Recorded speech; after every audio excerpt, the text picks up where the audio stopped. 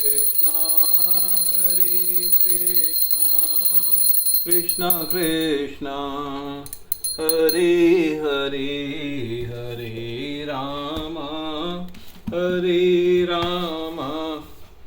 राम राम हरे हरे।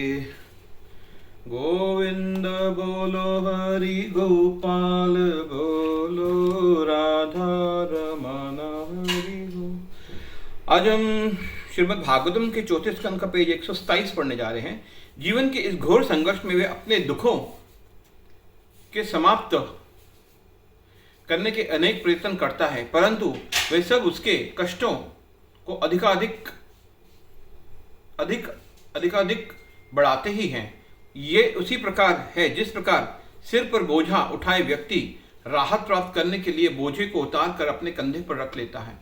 वे बोझे को भार को रत्ती भर भी कम नहीं करता, बस बोझे को एक स्थान से दूसरे स्थान पर स्थानांतरित करता है। कई बार हम बुरा सपना देखते हैं, परंतु उससे मुक्त होने का एकमात्र उपाय नींद से जगना है। जिस प्रकार यदि हम स्वयं को अज्ञानता भरे इस भौतिक जीवन से मुक्त करना चाहते हैं, तो इसका एकमात्र उपाय भगवान की शरण लेकर कृष्ण भावना को जागृत करना है। वास्तव में ऐसे निष्ठावान भक्त जो भगवान श्री कृष्ण की महिमाओं का निरंतर श्रवण करते हैं, वे शीघ्र ही भगवान के आमने सामने देखने की योग्यता प्राप्त कर लेते हैं। हे राजन, यह मत समझो कि वेदों में वर्णित कर्मकांडीय अनुष्ठान करना ही जीवन का सर्वोच्च लक्ष्य है। आपके द्वारा किए गए असंख्य यज्ञों के कारण पृथ्वी कुश घास से आच्छादित हो गई है। मूर्खतावश आप समझ नहीं पा रहे कि भक्ति ही भगवान को संतुष्ट करने का एकमात्र मार्ग है। भगवान ही सृष्टि के परम नियंता और प्रत्येक व्यक्ति के परम हितैषी मित्र हैं। इसलिए मनुष्य को अपना जीवन मंगलकारी बनाने के लिए उन्हीं के चरण कमलों का आश्रय लेना चाहिए। हे राजन, मैंने आपकी प्रत्येक जिज्ञासा को संतुष्ट करने का प्रयास किया है। अब मुझसे एक और दृष्टांत सुनो। संत जनों ने इस प्रसंग को स्वीकार किया है और यह अत्यंत गुह्य है। इसका उद्देश्य राजा को भौतिक पारिवारिक जीवन से विरक्त करना था। हे राजन, एक समय एक सुंदर उद्यान में एक हिरन अपनी पत्नी के साथ हरी हरी घास चर रहा था। चूंकि वे भंवरों की मधुर गुंजन को सुनते हुए घास खाने में पूरी तरह निमग्न था, वे पूरी तरह बेखबर था कि उसके सामने शेर काल खड़ा है और पीछे से एक शिकारी मृत्यु अपनी धनुष बाण लिए उस पर निशाना साधे हुए हैं। यद्यपि एक भौतिकतावादी चारों ओर से खतरे देखता है, परंतु फिर भी वे अपने पारिवारिक जीवन रूपी उद्यान में भोग करता रहता है और उसे अपने बच्चों की तोतली बोली भंवरों की गुंजन जैसी मधुर लगती है।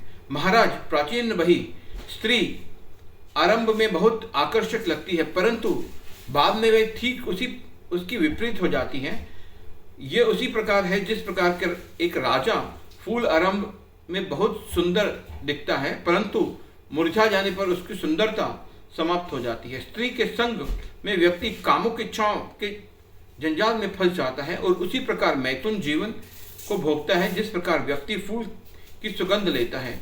अपनी जीवा और जनेंद्रियों को भरपूर भोग कर वे मोहग्रस्त गृहस्थ अपने परिवार की चार दीवारी में संतुष्ट रहता है। वे अपनी पत्नी एवं बच्चों की बातों से अति सुख का अनुभव करता है।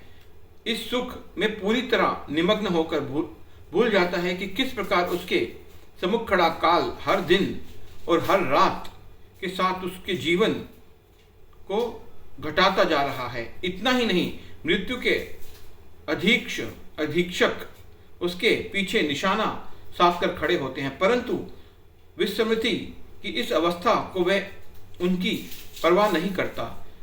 राजन, जरा समझने का प्रयास करो कि तुम इस समय ऐसी ही संकटपूर्ण स्थिति में हो। तुम्हारे चारों ओर खतरा मंडरा रहा है। कर्मकांडीय अनुष्ठानों की सहायता से स्वर्गलोक को जाने की अपनी महत्वाकांक्षाओं का त्याग कर दो।